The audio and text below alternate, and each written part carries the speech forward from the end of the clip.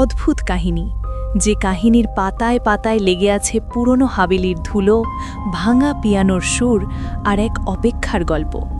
বাতাসে এখনও যেন কানে ভেসে আসে সেই শেষ রাতের আকুতি, ফিরে এসো। বলছি, পালাবি কোনখানে? কলকাতার এক বাগান বাড়ির নীরব সাক্ষী হয়ে থাকা অদ্ভুতুরে প্রেমের ইতিকথা। সেদিন ছিল অম্বুবাচীর প্রথম বৃষ্টি। কলকাতার উত্তরায়ণ বাগানবাড়ির সেই প্রকাণ্ড লাল দরজাটা বন্ধ হওয়ার কথা ছিল 7 পুরুষ ধরে, কিন্তু আমি অর্ঘ্য এসে দাঁড়ালাম তার সামনে। ঠিকাদার আমির চাচার ফোন কল। বাবু, একবার দেখে যান, অন্তত চাবিটা তো লাগবে, নইলে শিয়াল কুকুর ঢুকে সব লণ্ঠবণ্ড করবে। দরজায় তালা লাগাতে গিয়ে প্রথম আশ্চর্য, তালাটা ছিল না। মরিচা পড়া ভারী লোহার শিকগুলো একটু টান দিতেই দরজা নিজে থেকে খুলে গেল, যেন কেউ ভেতর থেকে ধরে রেখেছিল। আমির চাচা বলল, আরে, এ কাল তো দেখছিলাম। ভেতরে পা দিয়েই এক অদ্ভুত ঠান্ডা হাওয়ার গা ঘেঁষে বেরিয়ে গেল। বাগানবাড়িটা 3 তলা, ইন্ডো গ্রিক স্থাপত্য, সামনে 2 তলা উঁচু থাম। কিন্তু সবচেয়ে অবাক করা জিনিস বাগান। একেবারে জঙ্গল নয়, যত্ন করা বাগান। গোলাপ, জুঁই, রজনীগন্ধা আর মাঝখানে একটা বড় শিমুল গাছ, তার নিচে একটা সাদা পাথরের বেঞ্চ। গোটা বাগানটাই যেন কেউ প্রতিদিন পরিষ্কার করে। আমির চাচা কপালে হাত দিল। বাবু, এ অসম্ভব। 4 মাস ধরে বাড়িটা ফাঁকা, 1.5 তালা বন্ধ। বাগানই তো নয়ই, বৃষ্টির জল আর শুকনো পাতায় ভর্তি ছিল গতবার দেখতে। হঠাৎ প্রথম তলার একটা জানলা খুলে গেল, টং করে শব্দ হলো। আমরা দুজনেই চমকে উঠলাম। জানলাটা আবার ধপাস করে বন্ধ। আমি বললাম, বাতাস।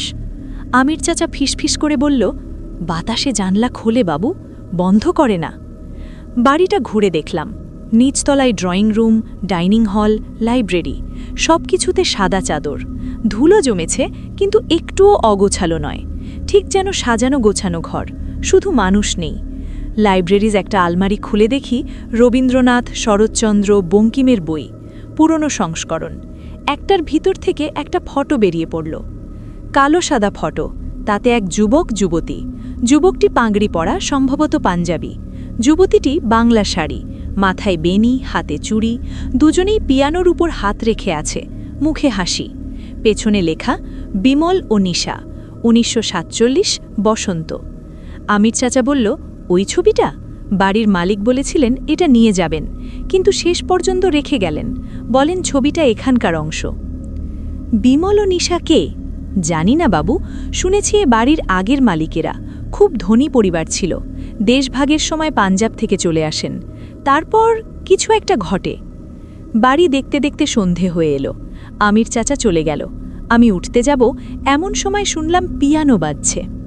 সুরটা, আমি চিনি গো চিনি তোমারে ও গো বিদেশিনী, খুব মৃদু, যেন দূর থেকে আসছে। আমি তাকালাম লাইব্রেরির দিকে, সুর সেখান থেকেই আসছে। ধীরে ধীরে ড্রয়িং রুমের দিকে এগোলাম। দরজা খোলা। ভেতরে পিয়ানো, তার উপর সাদা চাদর, কিন্তু চাদর নড়ছে না, অথচ সুরটা এখনও বাজছে, আরও স্পষ্ট। পিয়ানোর কাছে গিয়ে দাঁড়ালাম। হঠাৎ সুর থেমে গেল। সেই রাতে আমি বাড়িতেই রইলাম, ঠিক করলাম রহস্যটার সমাধান করব। রাত 10টার পর ঘটনা শুরু হলো। আমি লাইব্রেরিতে বই পড়ছি, হঠাৎ শুনলাম কারো পায়ের শব্দ, উপরের তলায়, ধীর মেজার্ড স্টেপস, নারীদের চপ্পলের শব্দ, টিক টিক টিক। মশারি ফেলেছি, ঘুম আসছে না।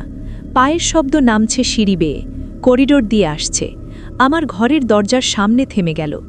নিঃশ্বাস রুদ্ধ করে রইলাম। দরজার নিচের ফাঁক দিয়ে একটা ছায়া পড়ল, লম্বা, নারী silhouette, standing there for minutes. তারপর আস্তে আস্তে চলে গেল। পায়ের শব্দ আবার উপরে উঠে গেল। পরের দিন সকালে আমির চাচাকে বললাম। সে একটু ভেবে বলল, বাবু, শুনতে পাবেন না, কিন্তু ওই বাড়িতে কিছু একটা আছে।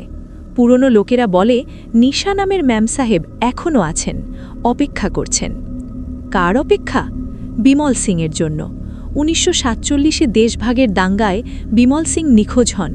নিশা দেবী প্রতিদিন রাত 9টায় পিয়ানো বাজাতেন, বিমল সিং ফিরবেন বলে। মৃত্যুর পরও থামেননি।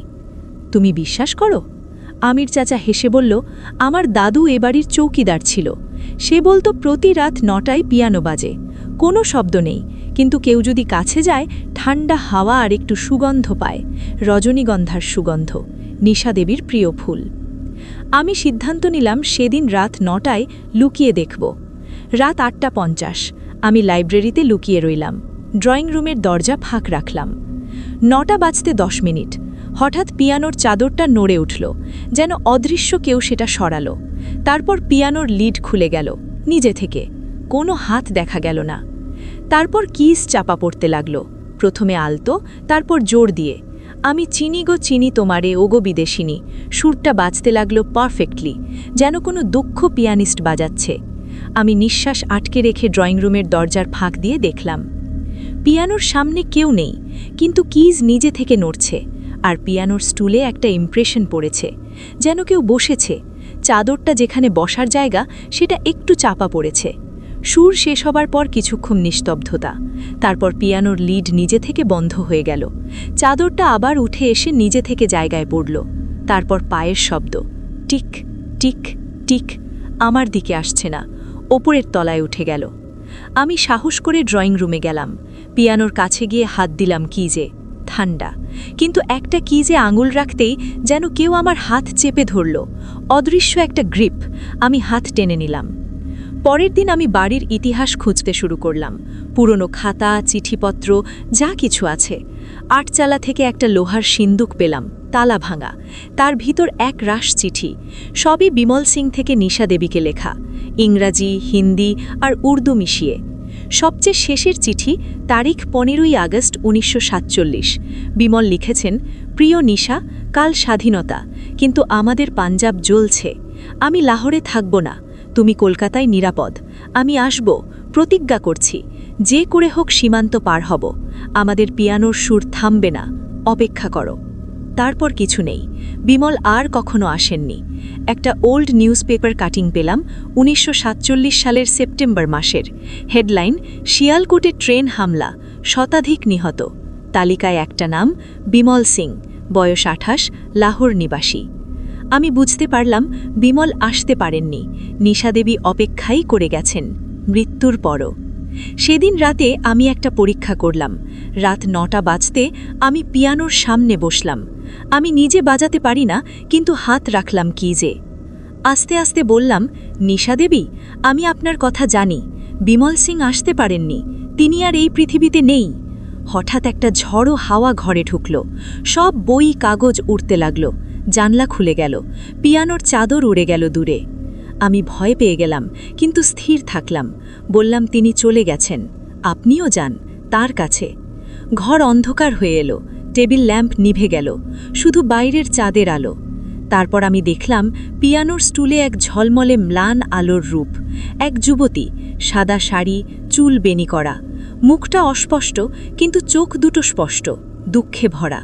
তিনি পিয়ানোর দিকে তাকালেন, তারপর আমার দিকে, মুখে যেন প্রশ্ন, সত্যি? আমি মাথা নাড়লাম, সত্যি, তিনি আপনার জন্য অপেক্ষা করছেন, এখানে নয়, অন্য কোথাও। তখন তিনি উঠে দাঁড়ালেন, পিয়ানোর দিকে হাত বাড়ালেন। কিজগুলো আবার বাজতে শুরু করল, সেই একই সুর, কিন্তু এবার ভিন্ন, বিষাদময়। তারপর তিনি জানলার দিকে এগিয়ে গেলেন, বাইরে বাগানে শিমুল গাছের দিকে তাকালেন। সেখানে গাছের নিচে আরেকটা ঝলমলে রূপ, এক যুবক, পাগড়ি পরা, হাত বাড়িয়ে। নিশা দেবী পিছন ফিরে আমার দিকে তাকালেন, একটু হেসে মাথা নাড়লেন, যেন ধন্যবাদ জানালেন। তারপর তার রূপ মিলিয়ে গেল আলোর কণায়। সেই কণাগুলো বাইরে উড়ে গিয়ে শিমুল গাছের নিচে যুবকের রূপের সাথে মিশে আকাশে মিলিয়ে গেল। হঠাৎ ঘরে আলো জ্বলে উঠল, ল্যাম্প নিজে থেকে জ্বলল, সব কিছু শান্ত। পরের দিন সকাল, আমির চাচা এসে বলল, বাবু, আজ কি আনন্দের দিন, বাগানের সব ফুল ফুটেছে, এমনকি যেগুলো শুকনো ছিল সেগুলো। আমি বাগানে গেলাম, সত্যি গোটা বাগান ফুলে ভরা গেছে। শিমুল গাছের নিচে বেঞ্চে বসে মনে হলো কেউ হাসছে, মিষ্টি শান্ত হাসি। আমি বাড়ি বিক্রি করিনি, সংস্কার করলাম। এখন সেখানে একটা মিউজিক স্কুল হয়েছে, শিশুদের পিয়ানো শেখানো হয়। শিক্ষকেরা বলে ওই পিয়ানোটায় বিশেষ সুগন্ধ আসে, রজনীগন্ধার সুগন্ধ। আর কেউ কেউ বলে মাঝে মাঝে আমি চিনি গো চিনি সুরটা নিজে থেকে বেজে ওঠে, স্পেশালি অন রেনি ইভিনিংস। আমি এখনও মাঝে মাঝে সেখানে যাই, বসি শিমুল গাছের নিচে। মনে হয় দুজনে এখনও আছেন, সুরে, ফুলে, বাতাসে। অপেক্ষা শেষ, মিলন হয়েছে। শুধু একটা একো থেকে গেছে এই বাগানবাড়িতে, ভালোবাসার, যে কোনো সীমান্ত, কোনো মৃত্যুই মারতে পারে না। প্রিয় শ্রোতা, এখানেই শেষ হলো পালা বিকনখানে। ভূত কি শুধু ভয়ের, নাকি ভালোবাসারই এক অমর রূপ? হয়তো আপনার বাড়ির কোনো পুরনো জিনিসেও লুকিয়ে আছে এমনই কোনো অপেক্ষার গল্প। মনে রাখবেন, সব ভূত ভয়ঙ্কর নয়, কিছু ভূত শুধু ভালোবাসে, তাই থেকে যায়। শুনতে থাকুন আলো আধারের গল্প। ভালো থাকুন, শুভরাত্রি।